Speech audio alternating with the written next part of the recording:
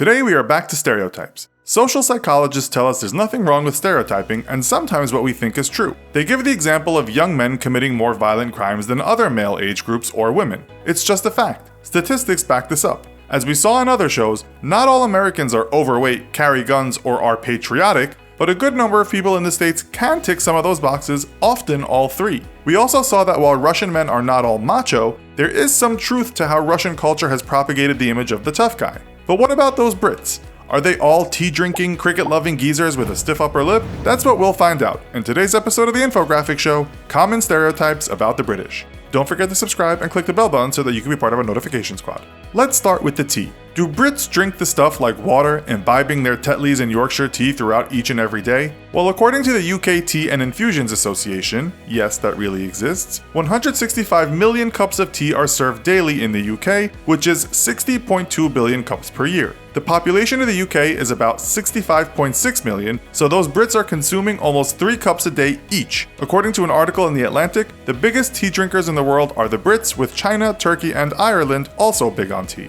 Unlike some other countries though, the Brits stick mainly with what is sometimes called English tea. 96% of the time it comes from a bag, and 98% of the time it's drank with milk. According to Statistica, 37% of Brits drink 2 or 3 cups a day, 21% said 4 or 5 cups, 7% said 6 to 8 cups, and a few folks 9 or 10 cups. There's no doubt about it, those Brits are hooked on their cuppas. Okay, so now let's get down to perhaps a more unappealing stereotype. After all, we've picked on Americans enough. We noticed that when we last mentioned the Brits had bad teeth, a lot of people expressed in the comments that this was not true at all. Was The Simpsons wrong to laugh at British teeth when they created the Big Book of British Smiles as a warning to cartoon American children? Was the Seattle grunge band Mudhoney wrong to name an EP Boiled Beef and Rotting Teeth, jokingly prodding the Brits? According to dental statistics, yes they were.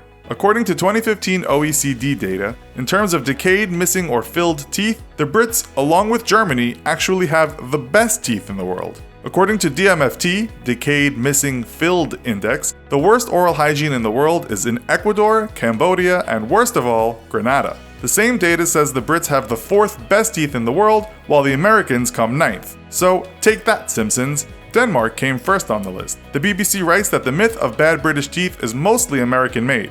It may have held some truth in the 70s, says the BCC, but it's all changed now. The Brits can now stand tall and smile wide and proudly cite any number of statistics that say their teeth are in a better state on average than those Yanks over there in TV Smile Land.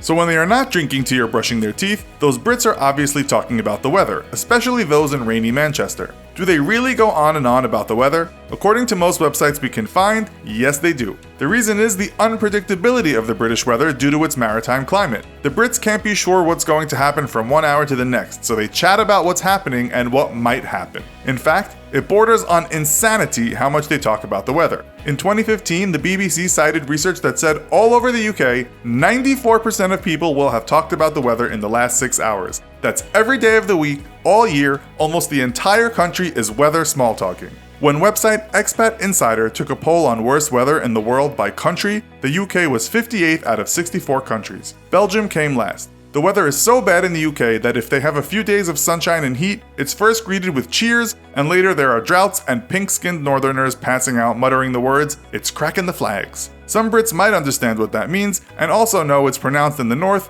crackin' flags. Talking about how those Brits talk, do they really all have accents no one outside of Britain can understand? This is true and not true. Some Brits speak very clearly, and you could say these are all mostly your middle and upper class variety of Brits. Yes, they still talk about class over there in that funny old land. According to The Telegraph, Britain indeed is a country of very complex accents. They mention the accents of Cockney in London, Brummie in Birmingham, West Country in Somerset and beyond, South Wales, Scouse in Liverpool, Scottish and Geordie, Newcastle, among others.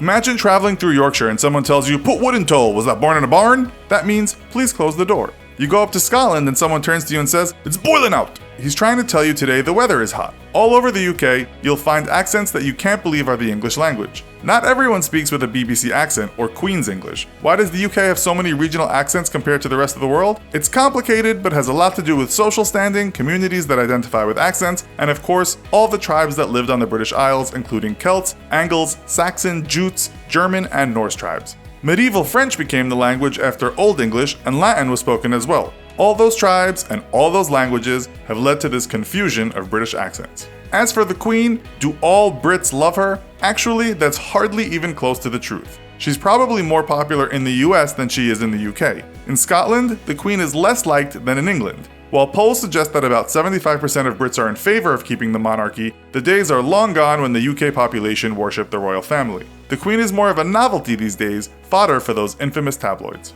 Are the Brits overly polite? Well, there is certainly a culture of yobism over there on the small island, but you will find that Brits agree that they know better than anyone how to form an orderly queue. In fact, most people there are so polite they apologize even when they are in the right. When The Independent cited a British Council report about what the rest of the world thinks about the Brits, the answer was boozy, ignorant, intolerant, but very polite. You'll find Brits do binge drink, but the country is only 25th on the world alcohol consumption list. Are they intolerant? Well, Brexit might answer that, but we won't go there today.